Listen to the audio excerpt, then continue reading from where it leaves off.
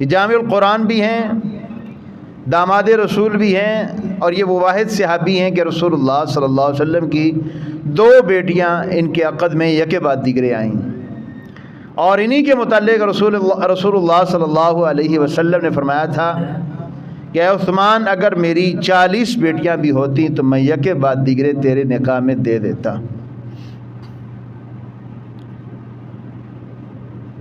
رسول اللہ صلی اللہ علیہ وسلم نے جب نبوت کا اعلان کیا تو اس وقت حضرت ابو بکر صدیق رضی اللہ تعالیٰ عنہ وہ پہلے شخص ہیں جنہوں نے اسلام قبول کیا، تو انہی کی محنت سے، انہی کی کاوش سے، انہی کی دعوت سے حضرت عثمان نے بھی اسلام قبول کر لیا۔ بلکہ حضرت عثمان کہتے ہیں کہ ایک دن ابو بکر اور میں آپس میں اسلام کے متعلق ہی گفتگو کر رہے تھے،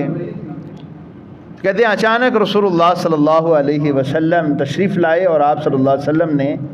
میرا ہاتھ پکڑا اور کہا، عثمان، میں اللہ کا نبی ہوں، مجھے تیری طرف اور ساری کائنات کی طرف اللہ کا نبی، ہادی، مہدی بنا کر بھیجا گیا ہے، میں ہدایت لے کر آیا ہوں، کیا تو اس قافلے میں ہمارے ساتھ شامل نہیں ہوگا؟ کہتے اتنی سادہ سی اور اتنی پر اثر دعوت تھی کہ میں رسول اللہ صلی اللہ علیہ وسلم کی بات کا انکار نہ کر سکا، اور کہتے میں نے رسول اللہ صلی اللہ علیہ وسلم کے ہاتھ میں ہاتھ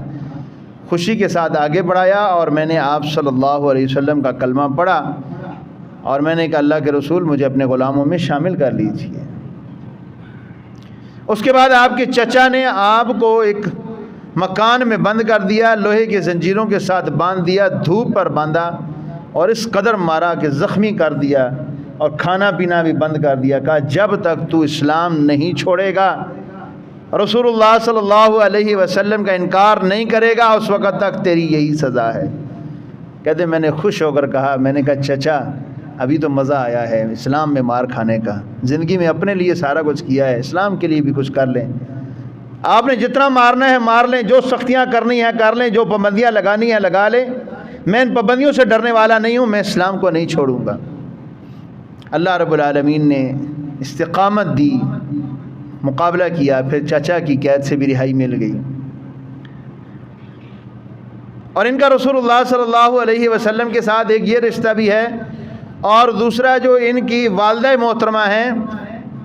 وہ حضرت عبداللہ بن عبد المطلب، جو رسول اللہ صلی اللہ علیہ وسلم کے والد محترم ہیں، ان کی والدہ حضرت عبداللہ کی سگی بہن ہے، گویا کہ یہ رسول اللہ صلی اللہ علیہ وسلم کے پھپھی زاد ہیں۔